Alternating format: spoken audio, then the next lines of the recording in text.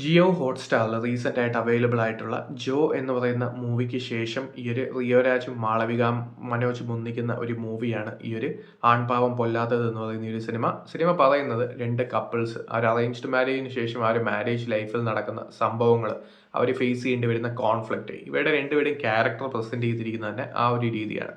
ഈ ഒരു നായിക എന്ന് പറയുന്നത് ഒരു സൂഡോ ഫെമിനിസ്റ്റ് ആയിട്ടുള്ള ഒരു ക്യാരക്ടറാണ്. നായകൻ എന്ന് പറയുന്നത് നായകൻ്റെ മൈൻഡ് സെറ്റ് എങ്ങനെയാണെന്ന് വെച്ചാൽ നായകൻ ഇഷ്ടപ്പെടുന്ന ആ ഒരു പെൺകുട്ടികളുള്ള വാല്യൂസ് ഒക്കെ എങ്ങനെ വരുന്നതെന്ന് വെച്ചാൽ നായകൻ്റെ അമ്മയും നായകൻ്റെ ചേച്ചിമാരും ഒക്കെയാണ് നായകനെ അറിയാവുന്ന സ്ത്രീകൾ. സോ അങ്ങനെ വരുമ്പോഴത്തേക്കും ആ ഒരു വാല്യൂസാണ് നായകൻ ആ ഒരു ഭാര്യയിലും എക്സ്പെക്ട് ചെയ്യുന്നത്.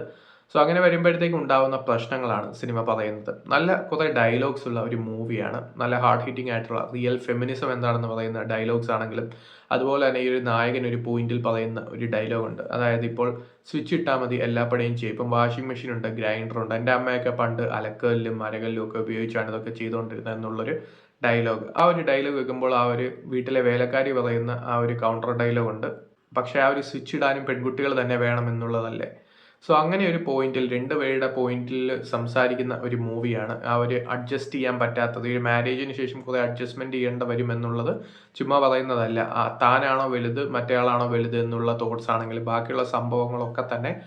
സോ റിയോരാജ് ആണെങ്കിലും മാളവിക മനോജ് ആണെങ്കിലും വക്കീലായിട്ട് വരുന്ന വിഘ്നേഷ് രാജ് ആണെങ്കിലും ഷീല രാജ്കുമാർ ആണെങ്കിലും വിഘ്നേഷ് രാജിന്റെ അസിസ്റ്റന്റ് ആയിട്ട് വരുന്ന ക്യാരക്ടർ ആണെങ്കിലും എല്ലാവരും തന്നെ അത്യാവശ്യം നല്ലൊരു പെർഫോമൻസ് ആണ് ചെയ്തിരിക്കുന്നത്. അതാണ് സിനിമയുടെ മേജർ ഹൈലൈറ്റ്. സോ ഫണ്ണി ആയിട്ടുള്ള ആ ഒരു കോൺഫ്ലിക്ട്സ് ഒക്കെ ഫണ്ണി ആയിട്ട് കൊണ്ടുവന്ന രീതിയാണെങ്കിലും സെക്കൻഡ് ഹാഫിൽ വരുന്ന ഇമോഷൻസ് ആണെങ്കിലും മെയിൻലി ആ ഒരു ക്ലൈമാക്സ് ഒക്കെ നല്ലതായിരുന്നു. സെക്കൻഡ് ഹാഫിൽ പക്ഷേ കുറച്ച് കൂടുതൽ ആ ഒരു ഡ്രാമയൊക്കെ വരുന്നുണ്ട്. അത് സിനിമയുടെ ഒരു നെഗറ്റീവ് ആയിട്ടാണ് തോന്നിയത്. ബാക്കി നോക്കുകയാണെങ്കിൽ അത്യാവശ്യം നല്ലൊരു ഔട്ട്പുട്ട് നൽകിയ ഒരു മൂവിയാണ് ഈ ഒരു ആൺപാവം പൊല്ലാതെ എന്ന് പറയുന്ന സിനിമ. സോ താല്പര്യമുള്ളവർ കണ്ടു നോക്കാം. കണ്ടിട്ട് നിങ്ങളുടെ അഭിപ്രായം പറയുക. ജിയോ ഹോട്ട്സ്റ്റാർ ഇത് അവൈലബിൾ ആണ്.